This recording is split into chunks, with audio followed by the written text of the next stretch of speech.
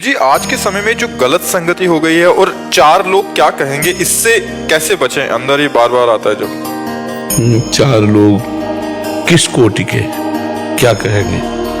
वो कोटि के गुरु जी जो अधर्म पर चलते हैं, अधर्म पर चलते हैं, जी। जो बाधा बनते हैं किसी भी काम करने में। जब आप धर्म से चलते हैं क्या धर्म से? नहीं, जब ये धर्म से चलते तो जो अधर्म से चलने वाले हैं वो क्या कहेंगे, ऐसा भावना आ सकता। कुछ तो लोग कहेंगे, जितना उनका दिमाग उतना कहेंगे। अगर हम लोगों के लिए जिए तब तो छोड़ दो कि तुम सुख शांति से जी सकते हो। लोग तुम्हें सुख शांति से, अगर उनके कथनानुसार चलोगे, लोगों का अलग दिमाग रहता है और सब लोगों की वृत्ति को हम प्रसन्न कर सके ऐसा असंभव। हम कई बार उदाहरण देते हैं, एक घोड़े में जवान बेटा और बूढ़े जा रहे थे, तो उसने सोचा बूढ़े बाप को घोड़े में बैठा देते हैं। तो आगे चार लोग मिले, बोले तुम्हारे सामने लड़कवा का पैदल चला रहे, तुम घोड़े पे चढ़े हो। बोले बेटा तुम चढ़ जाओ, वो नीचे चले। आगे लोग बोले जवान तुझे शर्म नहीं आ रही, बूढ़े को पैदल चला रहा है, तो घोड़े पे चढ़ रहा है। बोले आओ बाप जान इसमें बैठ जाओ। पिता को बैठा लिया, बोले आराम का घोड़ा मिला होगा तभी दोनों चढ़े हो। दोनों उतर गए। बोले कितने बेवकूफ है, घोड़ा खाली जा रहा है, दोनों पैदल। अब बताओ घोड़े वाला क्या करे? अगर लोगों के कथनानुसार चले तो घोड़े वाला क्या, अपनी मस्ती में चले। लोग क्या कहते हैं ये हमें मतलब, हमको ये देखना है कि हम गलत तो नहीं है ना।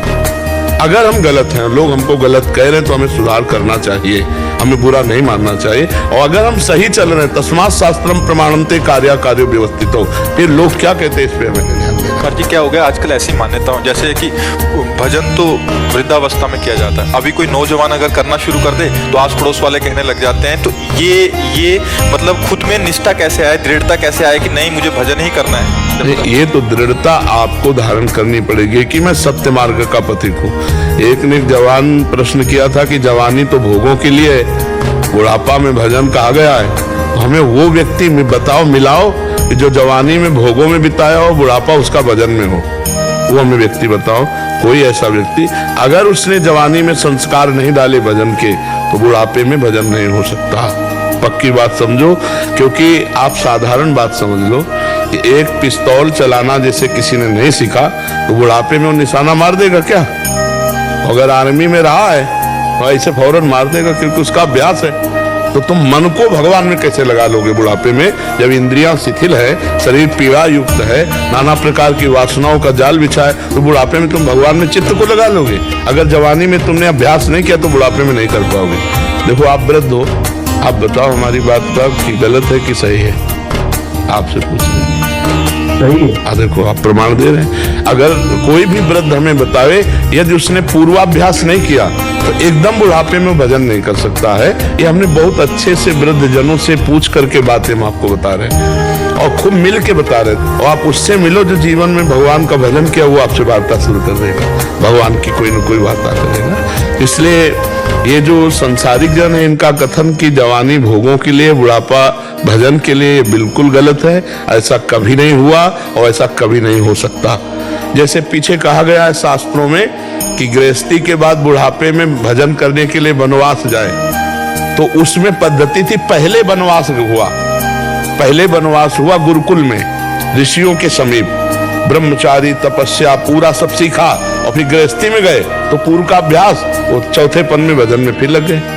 अब जब जिसने भजन कभी नहीं किया वो भजन नहीं कर सकता है। बुढ़ापे में शरीर बहुत पीड़ादायक होता है, जैसे रोग ग्रसित शरीर है, वृद्धावस्था का ग्रसित शरीर है, इनमें चेष्टाएं नहीं होती कि भजन किया जा सके, तपस्या किया जा सके। ये अवस्था होती, जो अभ्यास हो गया वही चलता रहेगा। जैसे पेपर पढ़ने का अभ्यास है तो बुढ़ापे में पेपर चाहिए, टीवी का अभ्यास है तो टीवी चाहिए, चाय का अभ्यास है चाय चाहिए, गाली देने का अभ्यास है, वो चाहे जितना बहू बेटा सेवा करे वो गाली बकेगा। अभ्यास काम करता है। अब जैसे अपने लोगों का है, अब बचपन से अभ्यास किया तो भारी कष्ट है, हम इस समय बैठे हैं तुम्हारे सामने, लेकिन अभ्यास है कष्ट से परास्त ना होना, यह अभ्यास किया है तो हम परास्त नहीं है। सुबह से सत्संग चल रहा है, एकांतिक अभी चलेगा। अगर अभ्यास ना होता तो अभी इसी में धोबिया पछाड़ गिर जाते, जिंदगी बर्बाद हो जाती, भजन और साधना ये सब। तो हम ये कहते हैं अभ्यास बड़ी जोर की चीज है। अगर आप अभ्यास जवानी में भजन का नहीं करेंगे तो बुढ़ापे में नहीं कर सकते। धर्म का अभ्यास जवानी में नहीं किया तो बुढ़ापे में नहीं कर सकते। गंदा अभ्यास जवानी में किया तो बुढ़ापे में पकड़ा जाता है। ये मत सोचो कि बुढ़ापे में वासना नहीं रहती, इंद्रियां काम नहीं करती, वासना वैसे ही रहती, चाहे 92 वर्ष का हो। ये अवस्था से नहीं जाता, ये भजन से जाता है, भगवान की शरणागति से जाता है। तो हमें लगता है कि अगर हम जवानी में भजन और धर्म का अभ्यास करते हैं, लोग हमारा उपहास करते हैं, तो करने दीजिए, वो गलत है, आप सही है, कहीं संकोच मत कीजिए उनके उपहास से नहीं। बहुत से ऐसे सात्विक बच्चे हैं जिनको बच्चे उपहास करते हैं, शराब न पीने पर, गर्लफ्रेंड बॉयफ्रेंड वाले चक्कर में ना पड़ने पर, कोई नशा न करने पर, कहते हैं अरे पुराने जमाने। हाँ, चुप हो जाओ, तुम पवित्र हो, तुम्हारी उन्नति होगी। एक दिन वो ऐसे जाल में फंसेंगे माया के, बहुत बुरी तरह उनकी दुर्दशा हो जाएगी। जब गंदे आचरणों में फंसते हैं ना, तो एक दूसरे ब्लैकमेल करते हैं, फिर उनको मम्मी पापा से बताने की हिम्मत नहीं होती, पास कुछ होता नहीं। गंदे आचरणों में कई आचरण है, जैसे गेम खेलना मोबाइल से। कितने ऐसे बच्चे हैं जिन्होंने अपने घर को खोखला कर दिया चुरा चुरा के, और गेम खेलना मोबाइल से, हार जाना।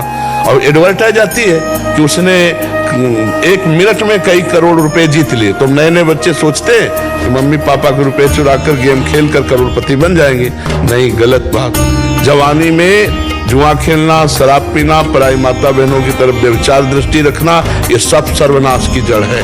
ये बिल्कुल नहीं करना चाहिए। आप धर्मात्मा पुरुष हो, धर्म से चलो, लोग उपहास करते हैं, करने दो।